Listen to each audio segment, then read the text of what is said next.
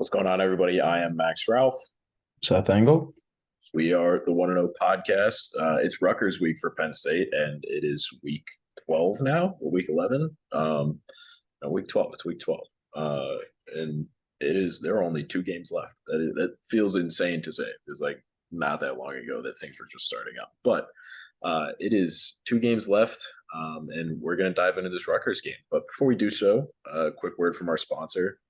Ocean State Job Lot. It is late in the Nittany Lions season, but it is never too late to maximize your value at OSJL, our exclusive podcast sponsor. The discount retailer may be named after Rhode Island, the Ocean State, but they're only 5 minutes away from the Penn State campus on East Avenue, one of their 150 stores. Not only do they help you stretch your dollar each and every day, but they also help the community, and they take Lion Cash. Visit oceanstatejoblot.com for more information. If you're headed to the Nittany Lions' last home matchup against Michigan State, make sure you're stocked up with goodies and keep them warm in their latest assortment of gloves, scarves, and hoodies. Join us at the One and O podcast in making Ocean State Job Lot your partner and a part of your everyday life. So, thanks OSJL. Seth, this is I think this one should be another blowout. What do you think? Yeah, I mean, Penn State's at the point right now where they're just putting the finishing touches on, what should be a 10-win regular season here. Hopefully, for them, a shot at, a big-time bowl game, at least a lot bigger than the Outback Bowl season ago. We'll see if it's a New Year's Six or not. First, they have to, beat Rutgers and then ultimately Michigan State. When I look at Rutgers, this is a team that has come a long way over the past few years. I think Greg Schiano's doing some really nice things there, but it's still a team that is among the worst offenses in the country. They don't even average 20 points a game. They're right there at 19.9, which is 115th out of 131, FBS teams. That's a problem, especially when you have a Penn State offense that's scored, at least 30 points in its last three games. So they're red hot. And it just, to me, this is a Rutgers team that just doesn't look like they have the firepower to even come close to what Penn State's been capable of, at least recently. Yeah, I think for me, it's like, the Penn State offense has been playing great, but Penn State defense has maybe even been playing better, which is crazy to say when you've got an offense that's producing at such a high rate. But I mean, like, just to compare apples to oranges in a way, like Penn State just shut out Maryland, and that's a team that has Talia Tagovailoa, Roman Hemby, Raheem Jarrett on offense, and now you move to Rutgers and you have Noah Vedral and Gavin Wimsatt at quarterback and Johnny Langan at tight end. And I mean, like, it's a very stark difference in talent between the two teams that Penn State is facing back to back. And yet Penn State shut out the one earlier that is supposed to have a pretty good offense. So I don't think it's far-fetched to say that this Penn State defense is going to shut Rutgers out and have a shutout for the second straight week. I mean, they're just playing like wild dogs right now. I mean, so many tackles for loss, so many sacks. This team is really hitting its stride.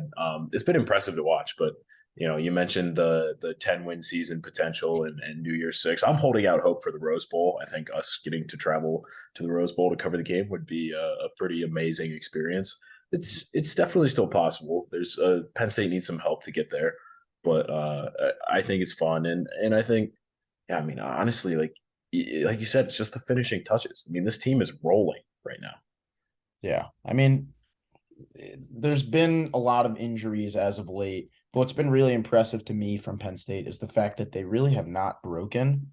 Last week, I mean, the offensive line has had their continued, injuries with Olu Fashanu and Landon Tengwall going down. But, I mean, it really hasn't hurt them that much. They've had guys come up and really just excel. And I think last week we really saw that with Curtis Jacobs inactive. And then also Joey Porter Jr., who's arguably their best player on defense.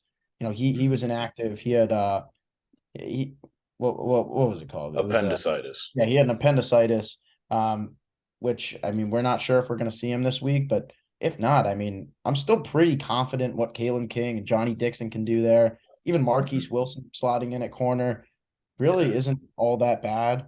So I think that's been, really impressive to me to kind of see a team go through normal, seasonal struggles where you get banged up. It happens. but they've almost like improved as the season's gone along. So it's been like really impressive to watch. And I think they do deserve one of those big games, whether it's the Rose Bowl or the Cotton Bowl. Mhm. We'll kind of see how that plays out. Like you said, teams are going to have to lose for them to be able to do that. But I mean, Penn State's doing all they can right now to qualify for one of those bowl games. Yeah, I like the point you made about kind of dealing with the bumps and bruises and almost getting better as the season goes on. I mean, that's kind of how it's supposed to be. Yeah. Like you're supposed to be more comfortable in your backups and your reserve players as the year goes on because they've played more.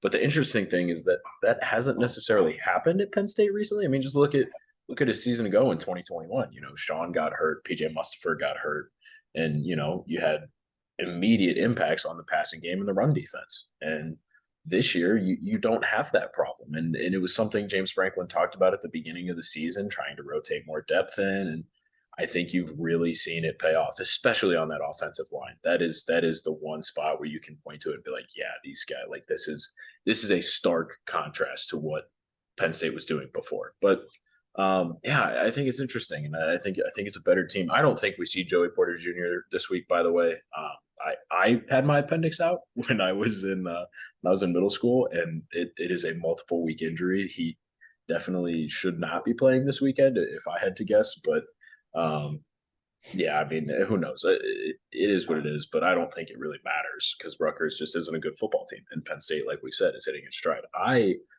am going as far to say that it will be another shutout, and I'm giving Penn State 42-0. That is a big guess on my part, but that's what I'm going with. Yeah, it's hard for me to like predict a shutout against any team. I don't think anyone would have predicted that Penn State would shut out Maryland last week. To do it 2 weeks in a row is that'd be crazy. Even despite Rutgers offensive struggles this year. I think Rutgers is a respectable defense. I mean, it's a team that has actually done really well at rushing the passer this year. And I think, we might start to see Penn State's offensive line slip up a little bit. I mean, they've been great the past 2 weeks, but it's still a makeshift O line against a team that's been one of the best at blitzing this year in the Big Ten. I got to give some credit to Rutgers there, at least on the defensive side of the ball. I think when it all comes down to it, they'll probably score like one time, nothing more than that. So I have Penn State 35, Rutgers 7. Yeah, interesting. I mean, Greg Schiano, known for his defenses, and like you said, has done a lot for that program. So it'll be fun to watch it. But I do expect Penn State to come out on top, but in a big way. But that'll do it for us. Thanks for watching. Just one more regular season 1-0 podcast to come. Hope you guys have enjoyed our coverage this season and appreciate you following along.